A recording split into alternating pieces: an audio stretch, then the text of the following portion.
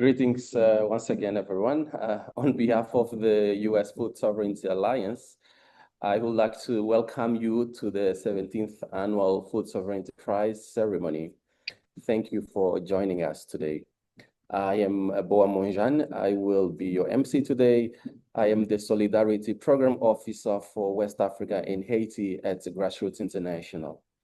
We would like to open the ceremony with a Mystica, which is being shared today by Community to Community Development, an ecofeminist and farm worker-led organization, also known as C2C, based in Bellingham, Washington.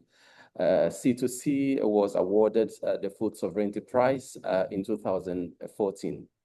Today, the Mystica will be led by Rosalinda Gillen, Tara Villalba, Brenda Bentley, Liam Todd, and Liz Darrow. Joining them are Mauricio Jimenez, Gonzalo Carmen, and Ana Lopez, farm workers at Tierra y Libertad, a cooperative farm that C2C supports as part of their Solidarity Economy program. Now the Mystica.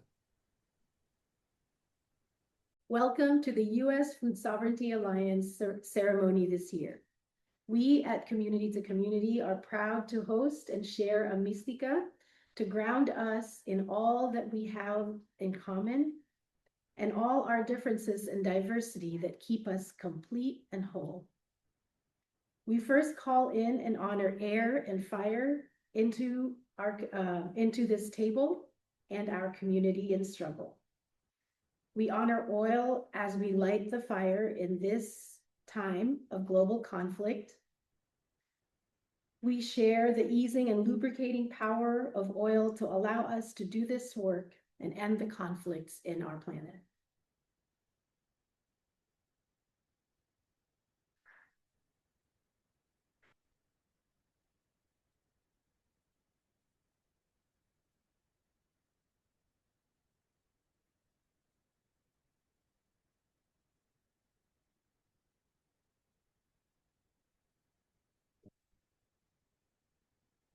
We would also like to call in our movement ancestors who have passed. After I mention each name, we would like to invite everyone to also to respond with presente. And we will start with John Kinsman. Presente. Presente. Presente. Charity Hicks. Presente. Presente. Presente. David Andrew. Presente. Presente. Kathy Ozer. Presente. Onsen Nobles. Presente. We also invite those who are here to take a moment to honor the ancestors who have passed in your own movements. Hermanas, hermanos,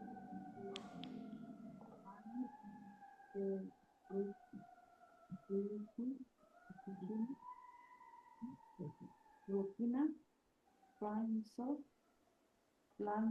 plantamos semillas que un día queremos que crecerán. Crecerán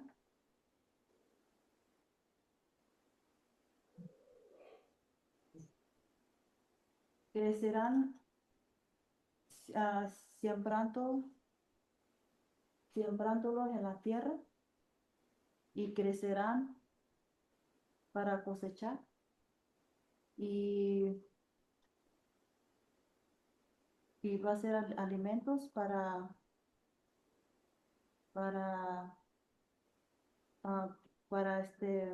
hacer como comidas, tortillas para nuestras hermanas y hermanos.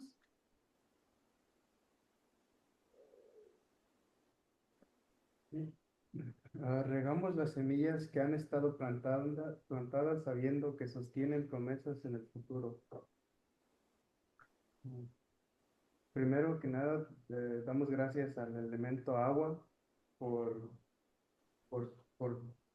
darle vida a este mundo y por dar muchos frutos para la gente que necesita.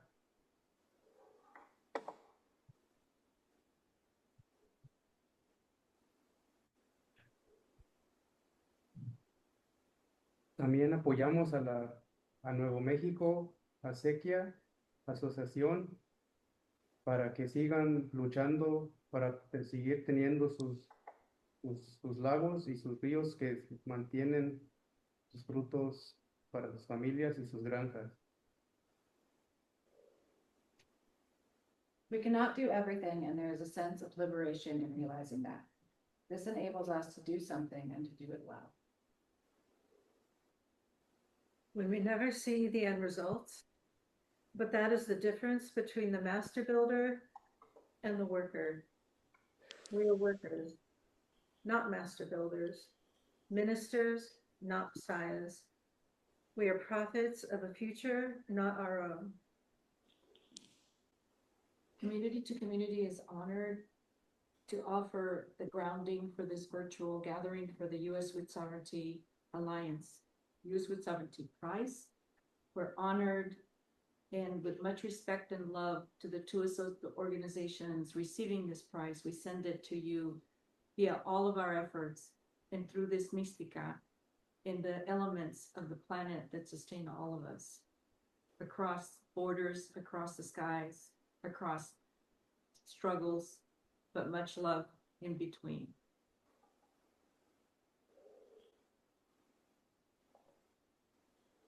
Thank you. Thank you, everybody. Congratulations.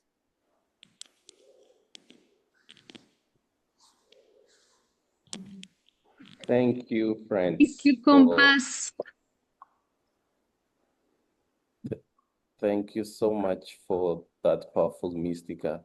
We're here today with the U.S. Food Sovereignty Alliance and Climate Justice Alliance to honor two organizations. But first, I want to share some background on why this prize exists and is so important. The U.S. Food Sovereignty Alliance, also known as USFSA, was founded 15 years ago to strengthen and unify struggles for food sovereignty in the United States in articulation with broader global movements for food sovereignty. Climate Justice Alliance is a growing member of member alliance of close to 100 urban and rural frontline communities, organizations, and supporting networks in the climate justice movement. Both the USFSA and the CJA are honored to be the main sponsors of the Food Sovereignty Prize. The Food Sovereignty Prize was born in 2009 when a food movement gathering was taking place in Des Moines, Iowa. I'm hoping I'm pronouncing that location correctly. At the same time that the World Food Prize ceremony was happening there. So groups come together to counter the World Food Prize, which is more than just a prize. It's actually an institution that promotes the Green Revolution. Food sovereignty, on the other hand, advances an entirely different system, one in which power is in the hands of the people. The Food Sovereignty Prize champions these by recognizing collective efforts to transform the food system. Today, we are here to celebrate the inspiring achievements of two groups whose work embodies the principles of food sovereignty. The recipients of the 70th Annual Food Sovereignty Prizes are New Mexico Acequia associations based in Santa Fe, New Mexico, and Association Nourrir sans Détruire, whose name translates to Nourish Without Destroying Association. They are based in Burkina Faso in West Africa. This ceremony happens a few weeks after the People's Summit towards COP30, the UN Climate Conference that took place in Belém, Brazil. At the People's Summit, social movement and civil society space, various movements and organizations similar to our honorees denounced the global political leaders for postponing a radical decision to decarbonize the planet and reject false solutions to climate change. and they called on leaders to adopt and implement people's demands, including demarcation of indigenous lands, food sovereignty, and agroecology. The dominant food system, whose pitfalls and limitations have been exposed in moments of crisis, has not solved the planet's food inequality. Instead, it has promoted and exacerbated hunger, land grabbing, and the destruction of the planet through capitalist industrial agriculture. The food sovereignty prize being awarded today is, in essence, a way to tell the world that alternatives to food, land, and social inequality exist, and more are being built daily by small-scale food producers, such as indigenous people, peasants, pastoralists, and figurefuls across the world. These alternatives are epitomized by the work of our honorees. I'd now like to call upon Steve Brescia to introduce the Association Nourrir sans Détruire. Over to you, Steve. Thank you very much, Boa. Good to be with everyone today. And I'm very proud to introduce our partner organization, ANSD, who Groundswell International nominated for this wonderful prize. ANSD is one of 16 NGO partners of Groundswell International Network across 11 countries in West Africa, the Americas, and South Asia. And they are represented today by Twamba Burgu, who you'll hear from.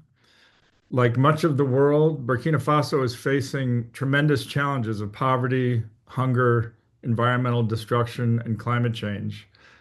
And political violence and instability have internally displaced some 2 million people in Burkina Faso, nearly 10% of the population of 24.5 million. Most of this population is involved in smallholder agriculture. And like much of the world, Burkina Faso is facing a dramatically changing international political and economic order, and they are working to solve their challenges and build their future and their autonomy. One example and a very high priority for the current government of Burkina Faso is to confront these challenges by focusing on food sovereignty. They've invested over $950 million to revitalize national production to feed their population and to improve rural and urban incomes and lives. But as is the case in West Africa and in other countries, they are often starting to address these urgent needs by using the available tools and the predominant paradigm of conventional agriculture. So this includes subsidies for chemical fertilizers and inputs, commercial seed varieties, and tractor services. Across the West African Sahel in recent decades, we've seen how these technology packages have, within just a few years, degraded land, led to soil fertility collapse and declining production, as well as deepening poverty and hunger. ANSD, which, as Boa said, translated in English, is the Association to Nourish Without Destroying, is showing the way to do just that, to feed ourselves while generating rather than destroying our environment. Across over 100 communities in 3 districts of eastern Burkina Faso, they are strengthening a community and farmer-led agroecology movement that is generating real impact. This starts with strengthening community-based organizations, including of farmers, women, and youth, along with community agroecology committees that coordinate and lead the work in each community. They support farmer-centered experimentation with agroecological practices, focusing on priority needs, and working with nature instead of against it. Then they coordinate on spreading the most effective agroecological practices through farmer-to-farmer networks and building complementary strategies like savings and credit groups, grain and seed reserves, and post-harvest storage, processing and marketing to create a virtuous cycle of ground-up regeneration and improved well-being. Collaborating with ANSD, we just completed an external evaluation of this work, which shows significantly greater yields, incomes, and restoration of land for agroecological farmers compared to those using conventional practices. And ANSD is now working with local and national allies and government officials to leverage this movement building and this evidence to build pathways to food sovereignty that unleash the capacity of these organized smallholders to scale agroecologically. So with that, I'm very proud to introduce my colleague Twamba Burgu, who will receive the award for ANSD today. Twamba lives in eastern Burkina Faso, where ANSD is based. He is a co-founder and former director of ANSD, is their current board chair, and coordinates Groundswell's programs in West Africa. So Twamba, we congratulate you and ANSD and all of the staff and community leaders that are creating food sovereignty from the ground up in Burkina Faso, and we look forward to hearing from you. Thank you. Merci beaucoup, Steve, pour cette introduction. Alors, donc, je m'appelle Bourgou Chouamba et au niveau de Burkina Faso, où je coordonne le programme de Grand Soin International à l'Afrique de l'Ouest. Alors, chers responsables et membres de United Food Sovereignty Alliance, chers collègues membres de l'équipe de Grand Soil International,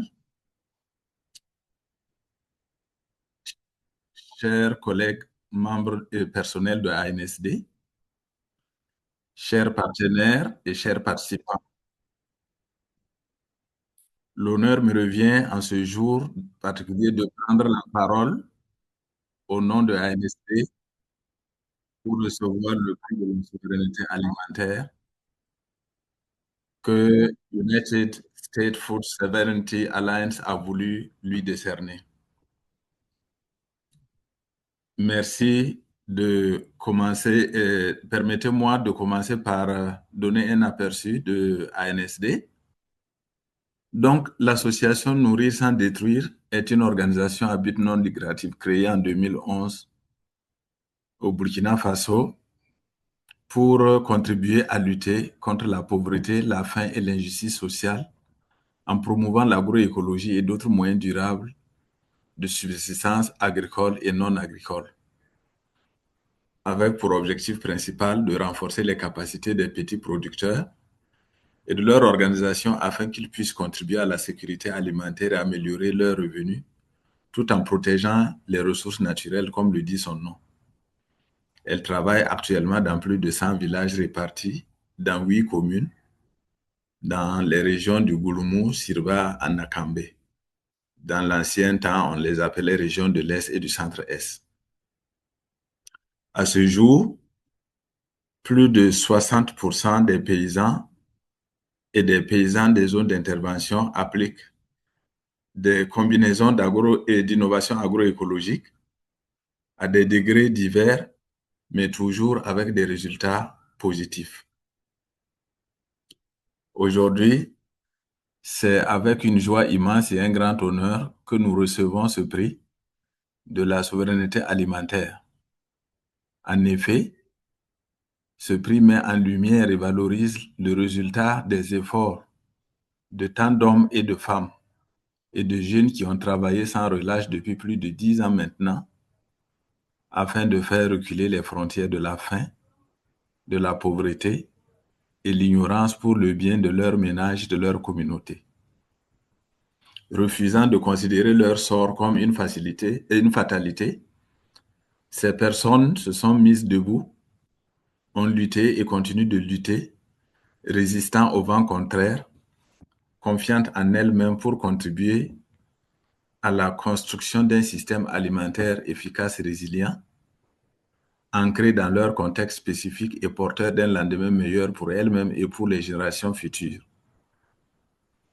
Ce prix vient renforcer la conviction de ANSD qu'en faisant confiance aux communautés, en travaillant avec elles dans un esprit de co-création des savoirs, de synergie dans la mobilisation des ressources et le partage de responsabilités, on peut arriver rapidement à des résultats tangibles et durables au plan de la sécurité et de la souveraineté alimentaire. À titre d'exemple, comme Steve le disait, une étude réalisée récemment par Grand Soil International et ANSD avec l'appui de Altus Impact auprès de 400 producteurs sur l'impact des innovations agroécologiques, sur les conditions de vie des ménages appliquant, a montré qu'au moins 89% des paysans et des paysannes interrogés étaient très satisfaits des résultats de l'application des innovations agroécologiques. Les paysans et paysannes avancés en agroécologie, c'est-à-dire celles qui appliquent des combinaisons réunissant au moins 5, 6, voire plus d'innovations agroécologiques, ont un rendement qui atteint souvent 4 fois au moins le rendement des paysans qui n'adoptent pas l'agroécologie ou qui viennent de débuter, ce qui a contribué à améliorer leurs revenus. De ce fait, l'agroécologie est non seulement une solution efficace pour la récupération des terres dégradées, l'amélioration des rendements agricoles, l'adaptation aux effets des changements climatiques, mais aussi surtout pour la souveraineté alimentaire. Par ailleurs, elle est basée sur des approches participatives, inclusives, prenant soin à la fois des hommes, des cultures, des animaux, de l'environnement, respecte les pratiques culturelles, notamment alimentaires, de ces contextes d'application et est une immense source d'emploi, notamment pour les femmes et les jeunes. En cela, elle est porteuse de cohésion sociale et de renforcement de la paix. C'est pourquoi nous saisissons l'occasion de ce soir pour demander aux communautés et aux agriculteurs, toutes catégories confondues, qui hésitent encore à emprunter le chemin de l'agroécologie, de le faire avec conviction et persévérance. De même, nous exhortons les autorités en charge des politiques agricoles dans nos États, à tous les autres décideurs du domaine de l'agriculture, de l'environnement, de la santé, de l'élevage, de l'eau et du développement rural de manière générale, d'investir dans les ressources humaines et financières et aussi à mettre en place dans la mise en place et l'application d'une réglementation favorable à l'agroécologie. Au-delà des efforts de l'ANSD et de ses communautés partenaires, ce prix est le résultat de la confiance et du soutien dont a bénéficié l'ANSD de la part de l'ensemble de ses partenaires techniques et financiers, dont Grand Soil International et l'ensemble de ses partenaires, des autorités locales, des services techniques étatiques du monde rural. Je voudrais saisir cette occasion pour leur rendre hommage à tous et à chacun, un hommage appuyé pour le chemin que nous avons parcouru ensemble, pour les résultats engrangés, et leur demander de rester mobilisés à nos côtés pour la suite du combat, car le meilleur est à venir. Enfin, et à United States Food Sovereignty Alliance, je voudrais traduire toute la reconnaissance sincère de l'ANSD, des communautés partenaires que nous servons et des autres acteurs du Burkina Faso et d'ailleurs qui nous soutiennent dans ce voyage pour le renforcement de la dignité et de la fierté dont la souveraineté alimentaire est une condition incontournable. Vive l'agroécologie pour un système alimentaire sain. Vive la souveraineté alimentaire. Je vous remercie. Thank you so much, Twamba. I'd now like to call upon Noel Lam from Community Alliance for Global Justice to introduce New Mexico Acequia Association. Over to you, Noel. Hello, everyone. Thank you, Boa. My name is Noelle, and I am a member and former staff organizer with Community Alliance for Global Justice. And I'm excited to introduce you all to Paula Garcia, who is the Executive Director of the New Mexico Acequia Association. The New Mexico Acequia Association is a grassroots, community-driven membership organization that has been advocating for rural communities that depend on local acequias since 1988. Acequias are centuries-old communal irrigation systems that have sustained traditional agriculture in the high desert Southwest for many generations, long before New Mexico became a state.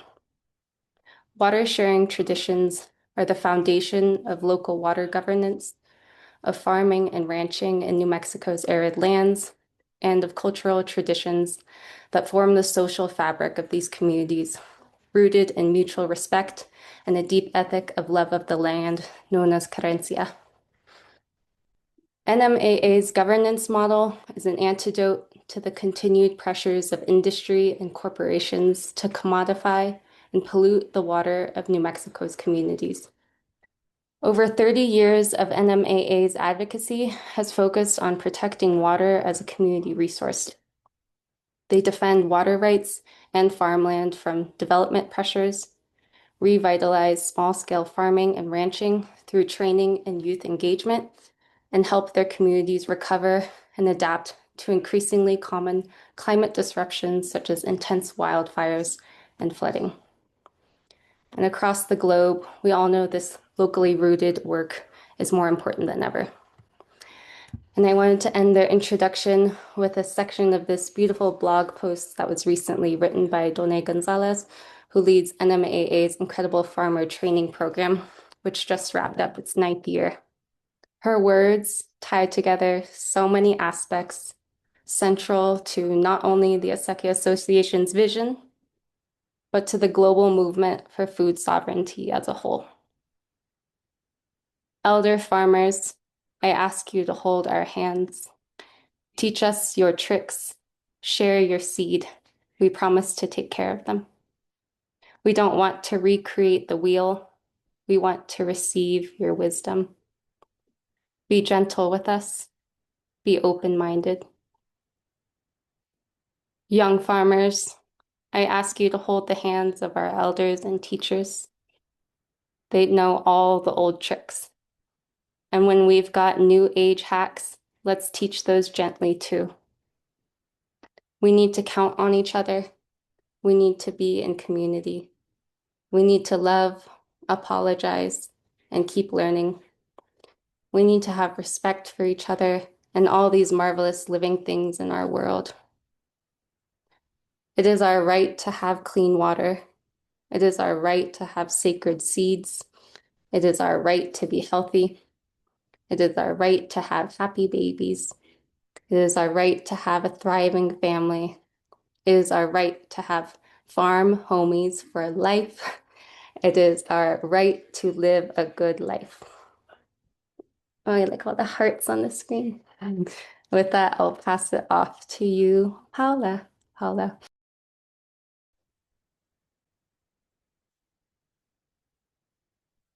Thank you. Thank you so much for that beautiful introduction. Muy buenas tardes, les de Dios. My name is Paula Garcia, and I am the director of the New Mexico Acequia Association. And joining me today are members of our team from the New Mexico Acequia Association. We have Done Gonzalez, who's our farm trainer, Juliet Garcia Gonzalez, who is our operations director, and Serafina Lombardi is here, and Rudy Montoya, as well as Sam Helborn Nalwai, who is our food, farm, and seeds coordinator.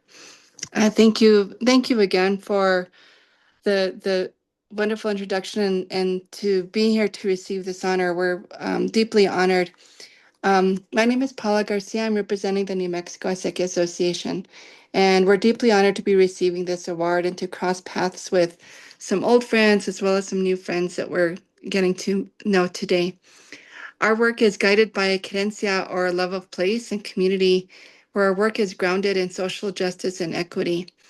As land-based people, we've maintained our traditions of water governance and small-scale agriculture against all odds.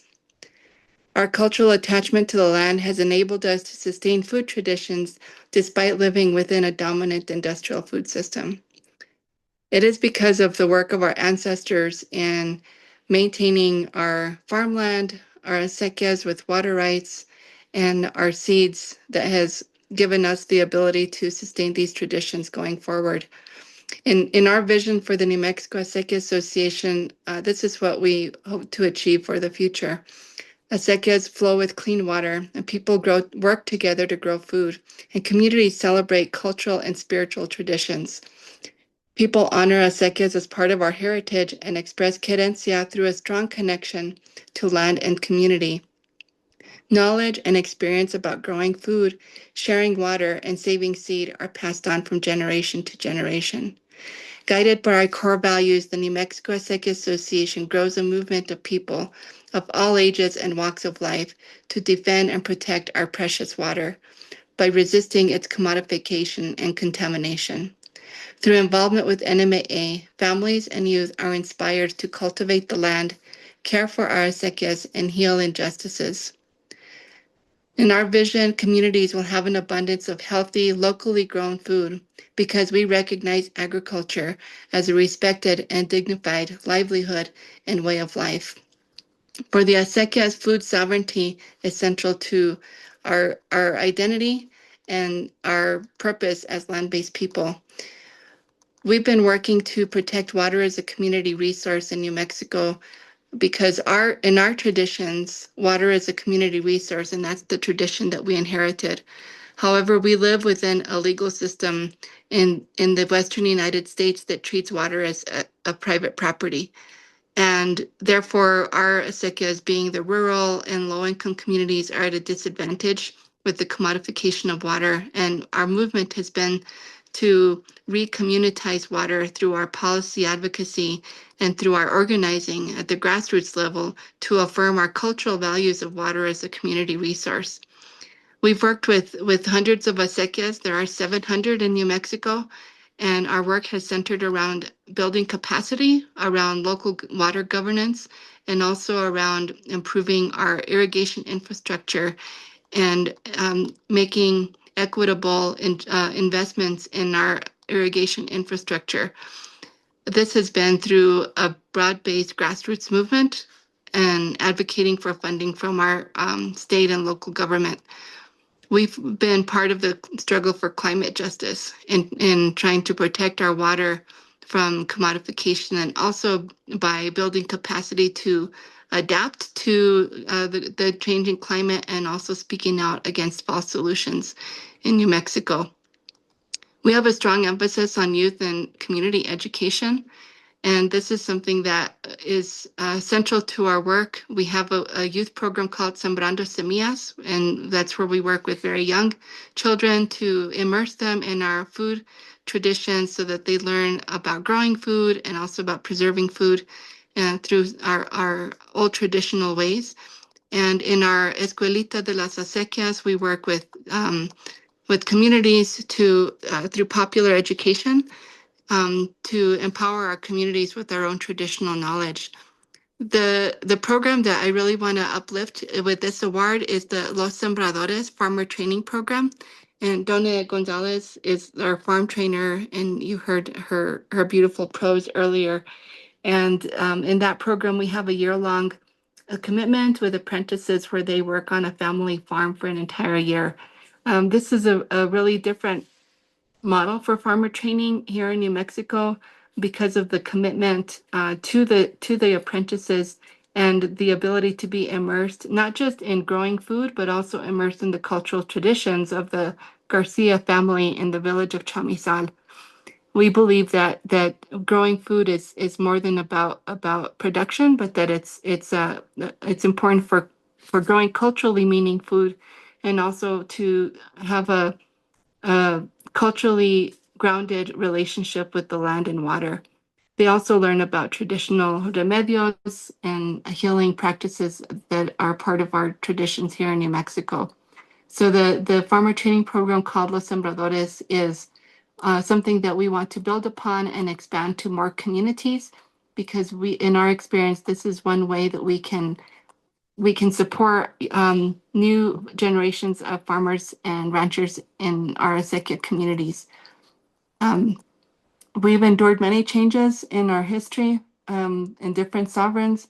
So we have indigenous roots and also roots in Africa and Spain that were brought here through the Acequias. And we also endured US colonization. And today we're still working to protect water through our cultural view of water as a community resource. and we are still working to keep our food traditions alive. And we were a co-founder of the New Mexico Food and Seed Sovereignty Alliance, where we're working to maintain our traditional seeds, our native landrace seeds, and we have an annual gathering called the Wingeta, where Acequia farmers and Pueblo farmers come together to share seed every year before the growing season. I just want to end with a prayer that we've been using recently in our Escuelita meetings, and I'll be saying it in Spanish. I'm not fluent in Spanish, but I still remember how to pray in Spanish, which is the language of my ancestors, as a Chicana from New Mexico. Nuestro Creador, bendiga las aguas de nuestros ríos, lagos y acequias. Bendiga las familias de los pueblitos del norte de Nuevo México. Bendiga la gente de la tierra que cosecha una abundancia de verduras y fruta. Bendiga las acequias que fluyen con agua bendita y que son mantenidas por las manos y palas de sus hijas y hijos. Bendiga la tierra donde sembramos y cosechamos jardines, huertas y pasturas y que nos alimentan y donde asistimos nuestros animales. Bendiga las semillas que son un don de los antepasados y son nuestra esperanza y fe para el futuro. Nuestro Creador ilumina nuestro entendimiento para recibir la sabiduría de este evento. Danos fortaleza y conciencia para defender y proteger nuestras aguas, que son tu santísima creación. En el nombre de Jesucristo. Amén. Thank you, everybody. ¡Que vivan las acequias! Que vivan, que vivan. ¡Que A vivan big, nuestras big, aguas! big congratulations to these two incredible organizations. We actually would like to hear more about your work, Twamba and Paula. If you could each answer this question to start. What do you see as the greatest challenges to building food sovereignty in the context in which you work? Can we start with you, Twamba? Merci beaucoup. Je m'excuse. Alors, au niveau du Burkina Faso, il y a un certain nombre de défis qui limitent un peu l'avancée vers la sécurité et la souveraineté alimentaire. Le premier, Steve l'a déjà mentionné, c'est l'insécurité que le pays vit il y a ces 10 dernières années, qui a forcé de nombreux paysans à quitter leur village ou à quitter leur champ. Donc, ils ne peuvent plus cultiver et se nourrir, et beaucoup dépendent de l'aide alimentaire. Le deuxième, c'est comment inverser les narratifs défavorables à l'agroécologie en apportant des preuves de l'efficacité de l'agroécologie. Parce que de nombreuses personnes disent oui, l'agroécologie c'est bien, mais est-ce qu'avec l'agroécologie on peut nourrir le monde? La population croît rapidement et l'agroécologie ne fait pas des rendements très élevés. Ça, c'est le discours que tiennent les ennemis de l'agroécologie, donc nous devons travailler à inverser ces narratifs. Le troisième élément, c'est l'identification, la conception et la diffusion de technologies appropriées pour faciliter le travail des paysans. Parce que dans beaucoup de cas, on dit que l'agroécologie est efficace, mais le travail est un peu lourd et ça fait que certaines personnes hésitent à y entrer. Donc, comment trouver des outils adaptés pour faciliter et diminuer le poids du travail? Il y a les suffisances, la promotion de l'agroécologie par la communication, l'éducation des consommateurs et du grand public. Nous disons que l'agriculture conventionnelle fait beaucoup de publicité, beaucoup de communication, et au niveau de l'agroécologie, la publicité et l'information du grand public restent limitées. Donc, il faudra que nous travaillions sur le même terrain de nos concurrents et les battre là-bas. C'est ça qui va être... mais pour cela, il faut de l'ingéniosité et des ressources. Il y a la mobilisation des investissements structurants de moyen et long terme. L'agroécologie est très efficace, mais il faut attendre, lui donner le temps de mûrir pour donner de bons résultats et qui vont se multiplier avec le temps qui passe. Et alors, si on a des financements de 1 an, 2 ans seulement, ce n'est pas suffisant. Il faut des financements de 3 ans, 4 ans, voire 5 ans. Et en ce moment, on va voir que à l'échelle, le résultat sera beaucoup plus intéressant qu'au niveau de l'agriculture conventionnelle. Parce qu'avec le temps, les résultats de l'agroécologie vont monter en flèche pendant que les résultats de l'agriculture conventionnelle vont baisser avec le temps. Enfin, j'allais dire que le lobby et les financements par les multinationales en faveur des intrants chimiques et leur influence sur les politiques publiques rendent aussi ralentissent le mouvement vers la souveraineté alimentaire. Ils ne pourront pas stopper le mouvement, mais ils le ralentissent seulement par moment. Et donc, nous devons travailler aussi sur les questions de plaidoyer pour pouvoir essayer de contrebalancer un peu leur action. Donc, voilà un peu les défis que je dirais qui affectent notre travail et tous ceux qui travaillent dans l'agroécologie et la souveraineté alimentaire au niveau du Burkina Faso et de l'Afrique de l'Ouest de manière générale. Merci. Thank you so much, Swamba. Your work in Burkina Faso is very important for the world. Paula, would you like to reflect on the question I posed? Yes, thank you. And I really appreciate our colleague's previous response. And I'm very inspired by the work in Burkina Faso. So thank you very much. I think some of the major challenges that we have to do with how to support new generations of farmers and ranchers. The economic viability of small-scale agriculture is a big challenge for us here in New Mexico. And choosing to continue this way of life is something that takes a lot of commitment and cultural attachment.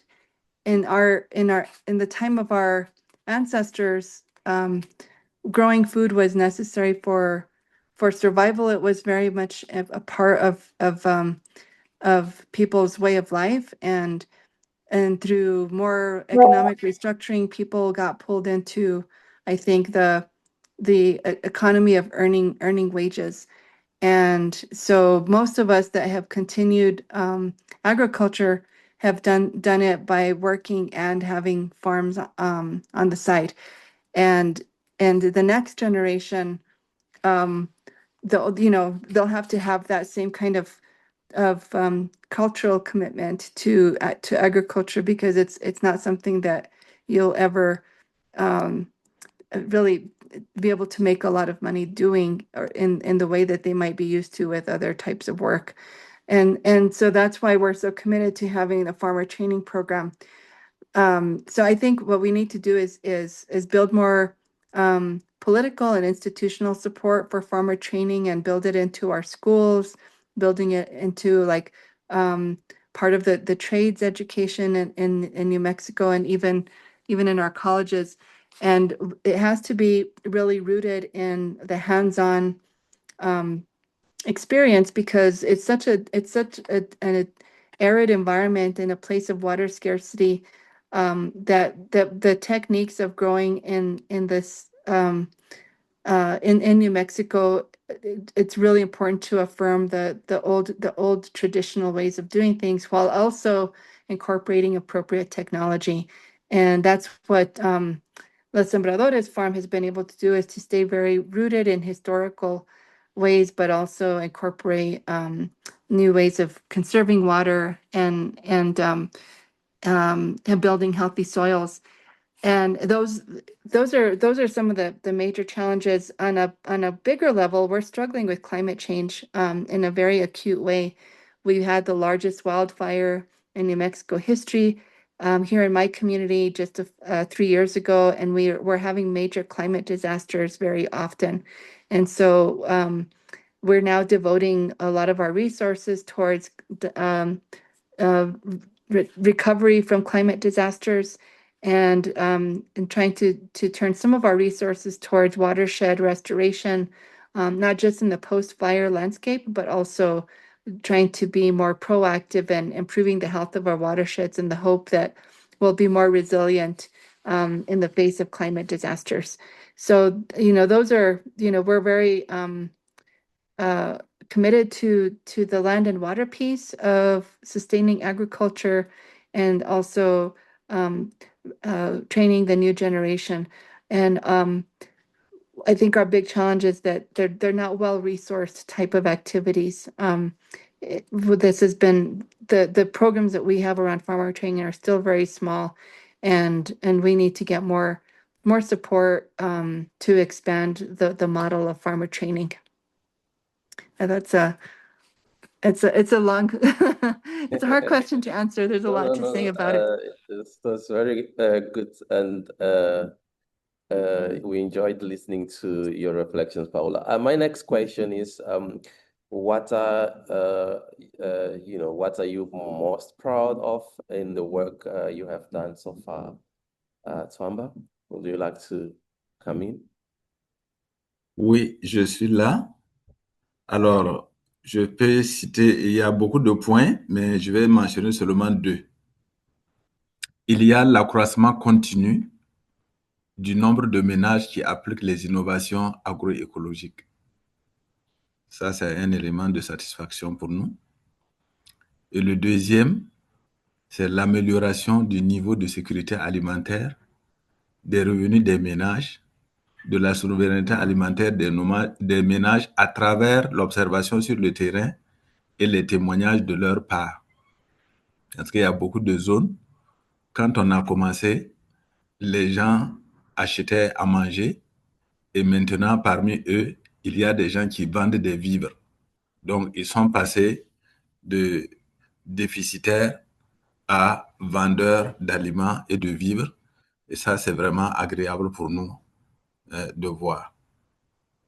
Au niveau de la nutrition, on voit la diversité des aliments.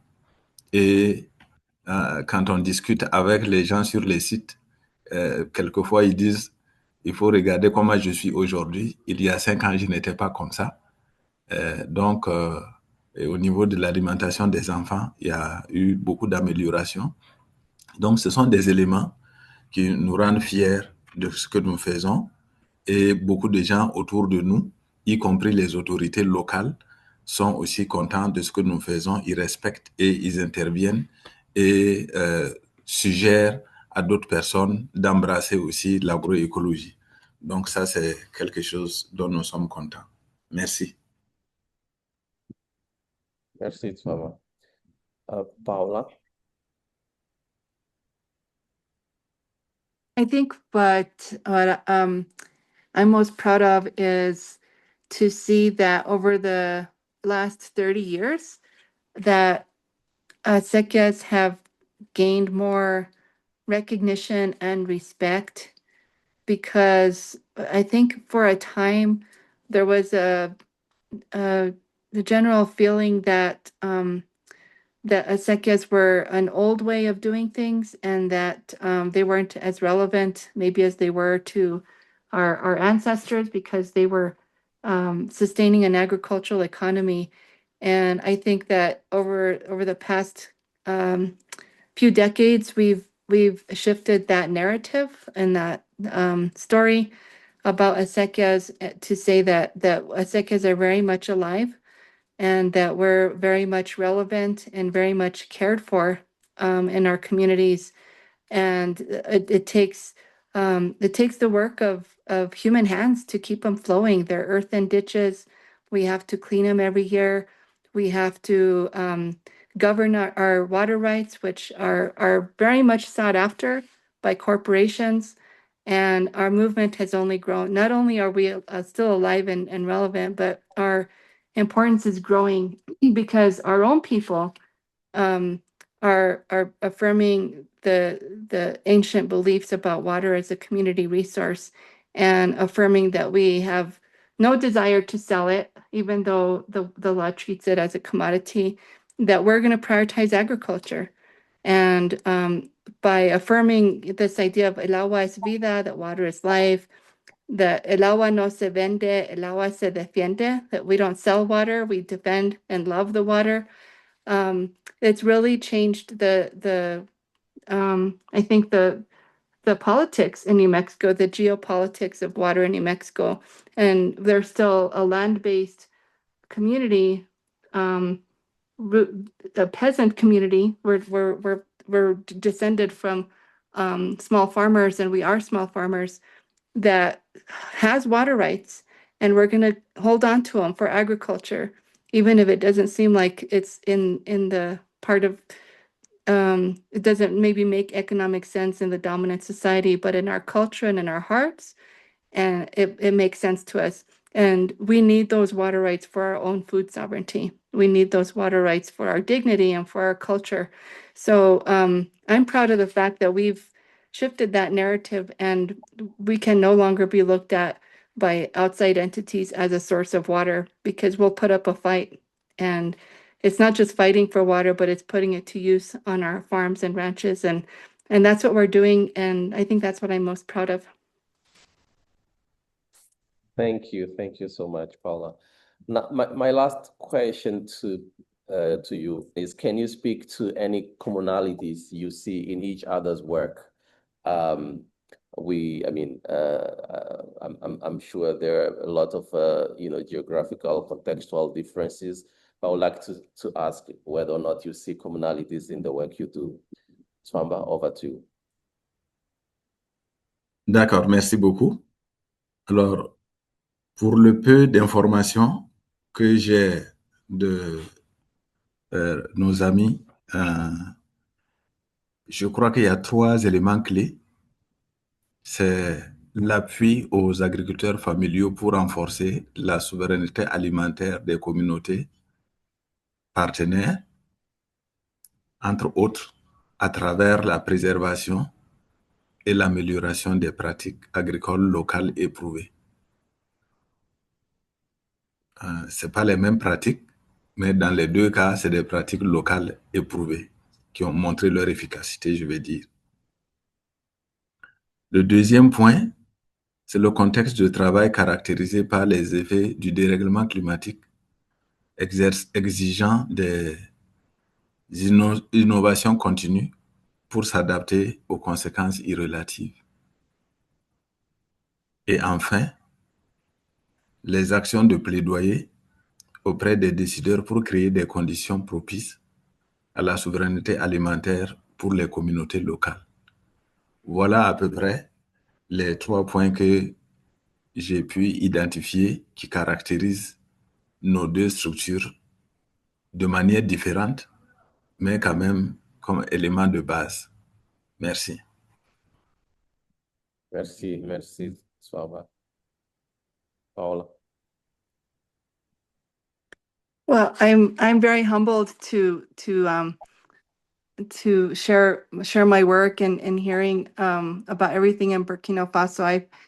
I feel like the work there around food sovereignty is more advanced than it is here in our communities. And I think that the biggest commonality that I see is around support for farmers and trying to create the conditions that are more conducive to local agriculture.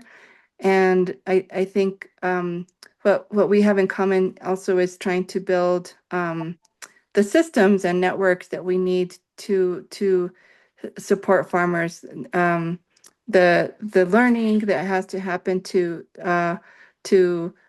innovate and adapt, and to share information. I think farmers learn best from each other, and seeing the practices as they're applied on the ground. And I think that one thing we have in common too is wanting to build out that food system infrastructure, the places where we can pull the food to get, aggregate food in order to get it into local businesses and restaurants and stores. And that's something that it's a goal that we share.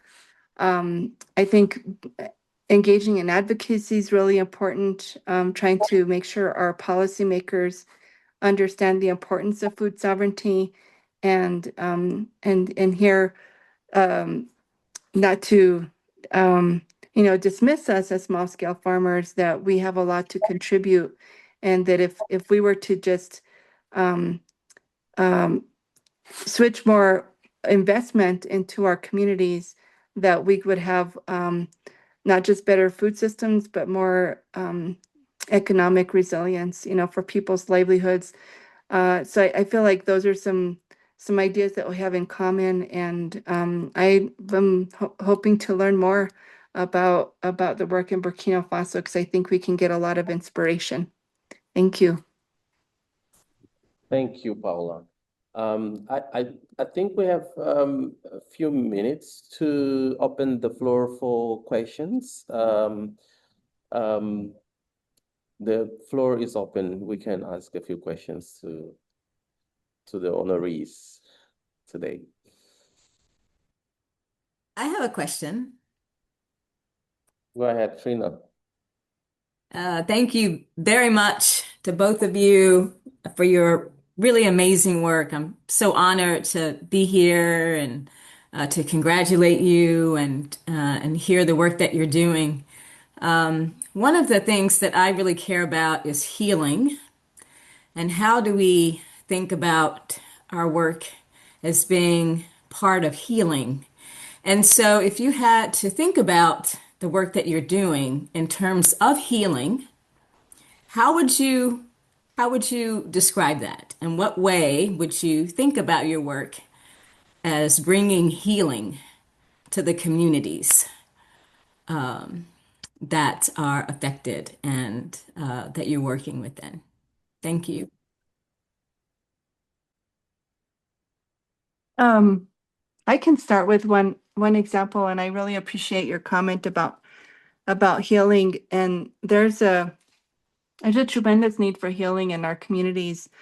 And one area of healing that we need to devote more energy to is healing from colonization and reconciliation, because we have had multiple layers of colonization here, and one of the ways that we've sought to move towards that healing is through ceremony. And one example is our Owingita seed ceremony, where we bring together through an alliance that we're part of. We come together in ceremony to bless seeds and to share seeds, but it brings together the indigenous Pueblo people of the region, as well as from the Acequias, which are multicultural, but predominantly Chicano, Hispano people. And in the spirit of reconciliation and healing from that colonization, we have a ceremony together, and we bring different spiritual traditions into the circle. And that's very important. And I believe that just working the land is very healing. And we work with youth who have agriculture in their lineage, but maybe haven't had very much opportunity to actually engage in gardens or working the land themselves. And I think that bridging that gap and forging that connection to where people are having the experience of putting their hands in the soil and actually growing seeds and recovering that connection to the earth is itself very healing, and in a time that's very complicated, where we're being pulled away from family and community and the land, and that this is a way to reconnect. So I think there's I think healing should be central to our work, and we definitely need to be more mindful and intentional about it. And I definitely appreciate the comment. Thank you. Swaba, would you like to offer some reflections? Oui. À mon niveau, je pense que il y a deux niveaux de guérison. Nous avons besoin de guérir physiquement et nous avons besoin de guérir mentalement. Au niveau physique, l'utilisation des engrais chimiques et des pesticides chimiques crée des problèmes de santé à la population qui est exposée et des maladies qu'on ne connaissait pas maintenant, qu'on connaît. On ne connaît pas l'origine, mais quand même les maladies sont là. Et parfois, il y a de mauvaises interprétations de leurs origines. Il y a eu aussi des accidents de travail où des gens ont été exposés aux produits chimiques et des familles entières en sont mortes et d'autres sont malades. Il y en a qui ont des problèmes de peau et d'autres qui ont inhalé les produits et qui ont des problèmes. Donc, notre travail, c'est de travailler à mettre en place ou à renforcer un système d'alimentation sain qui permet aux gens de ne plus manger du poison, mais de manger de la nourriture réelle qui leur permet de rester en bonne santé. Ça, c'est un élément. Le deuxième élément de la santé physique, c'est qu'avec l'agriculture conventionnelle, la monoculture et la désertification et tout détruire, et la biodiversité avait disparu. Et disons, a disparu dans beaucoup d'endroits. Or, dans la biodiversité, il y avait des éléments de la nature, notamment les plantes, qui soignent les gens. Et en réintroduisant des pratiques qui favorisent la biodiversité et en réintroduisant de façon expresse des plantes médicinales, et ça permet aussi de trouver les éléments de la nature qui permettent de nous soigner. Et, en dehors des problèmes liés aux intrants chimiques, il y a tout naturellement les maladies et en reconstruisant la biodiversité, nous augmentons les chances de trouver les éléments pour nous soigner durablement et convenablement à travers cette restauration de la biodiversité. Du côté de la maladie mentale, je vois deux choses dans notre zone. La première, c'est qu'avec les effets de la colonisation, beaucoup de gens pensent qu'ils ne sont pas capables. Ça veut dire qu'ils n'ont pas confiance en eux-mêmes. Ils sont beaucoup plus tournés vers l'extérieur et ils ont plus confiance que c'est le gouvernement ou bien c'est les projets ou c'est les partenaires techniques à l'extérieur. Sinon, nous-mêmes, on ne peut pas.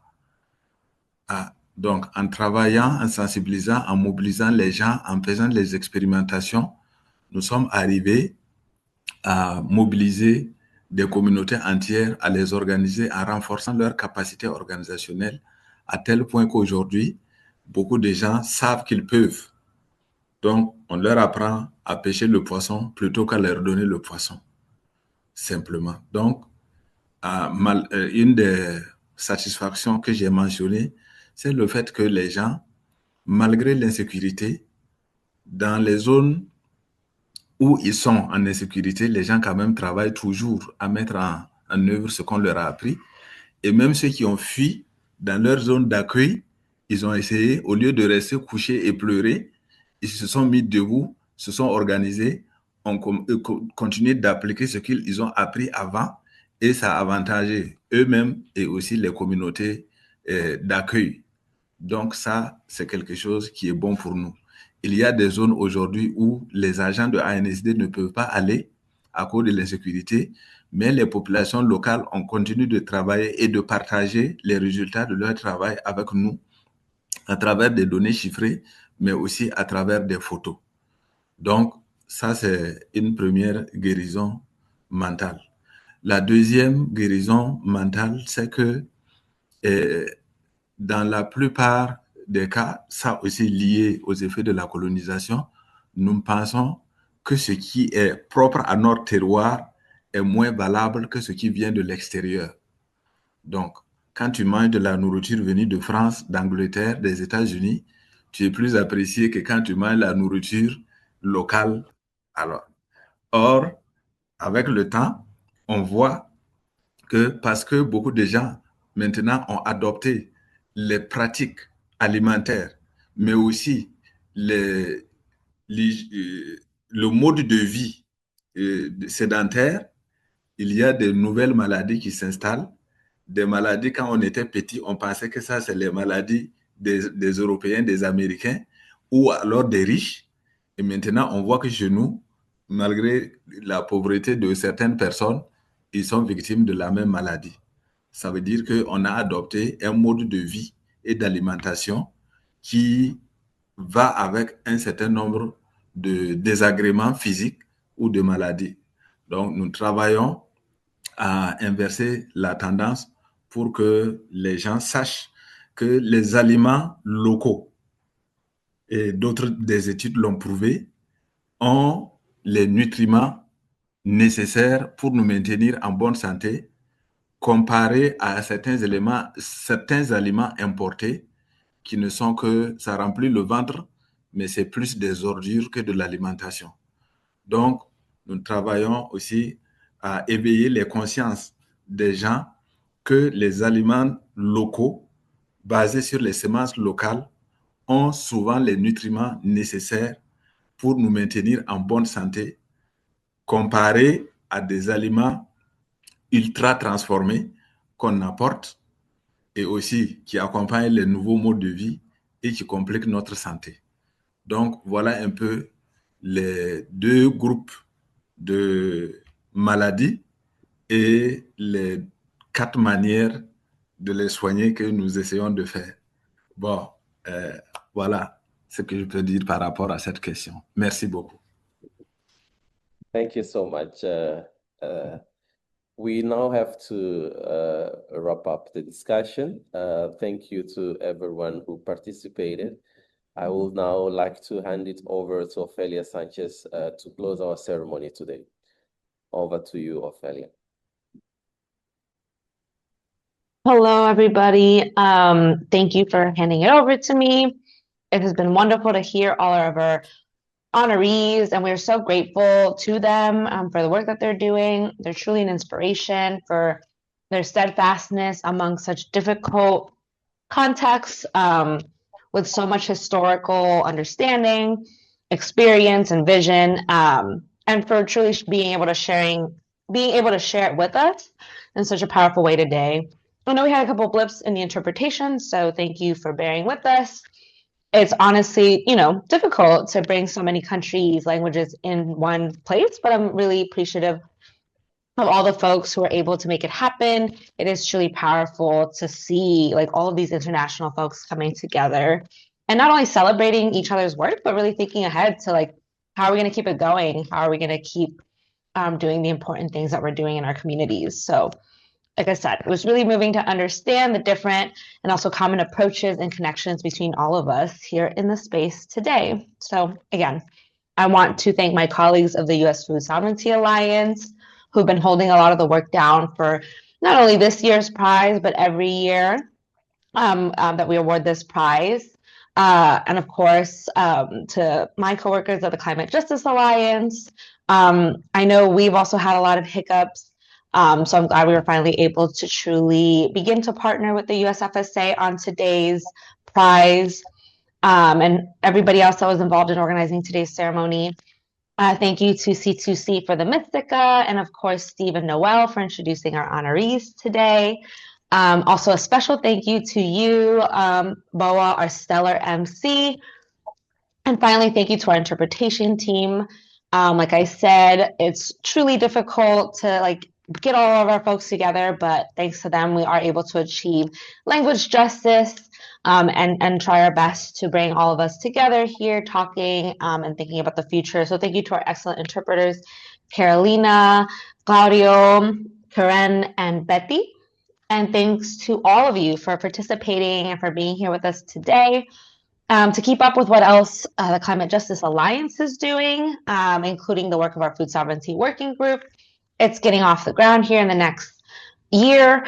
Again, we've had a little bit of a revamp that we've been working on, so please stay connected through our website, especially our food sovereignty page, and our Instagram. That'll be linked below. Also, feel free to reach out to me. I am one of the main organizers helping to facilitate the work of the Food Sovereignty Working Group. I'll be dropping my email below, so feel free to reach out to me if you're a member or want to get more involved of our alliance, or if you're interested in joining our alliance, the Climate Justice Alliance, that is. I'm always down to share more about how to get involved with the Climate Justice Alliance and our Food Sovereignty Working Group over there. We hope to embark on a brigade next year in the fall to support one of our members on their big land project, so definitely stay tuned for that. And to stay connected to the U.S. Food Sovereignty Alliance, be sure to check out their Facebook page and website. That will also be linked in the chat below. And feel free to reach out to them as well. They would love to share more about how to get involved in their International Relations Collective, which is open to any USFSA member organization, and meets the first Wednesday of every month. So definitely hit up USFSA to get involved in those meetings. And they are also excited to announce that they are planning an in-person gathering to take place in 2026. So hopefully we're all able to see each other in person come next year. They will definitely be able to make sure to let everyone know once they have more details about that. So definitely stay tuned with USFSA if you are interested in attending their in-person gathering. And I think that is it. I really welcome folks I see folks are putting their thanks in the chat, but I welcome folks to keep doing that. We're going to be closing out with a little song, so you're going to have some time to continue to show your appreciations for each other. But I think that's it for now for today. So thank you all for joining us, and goodbye to everybody, and have a good rest of your day.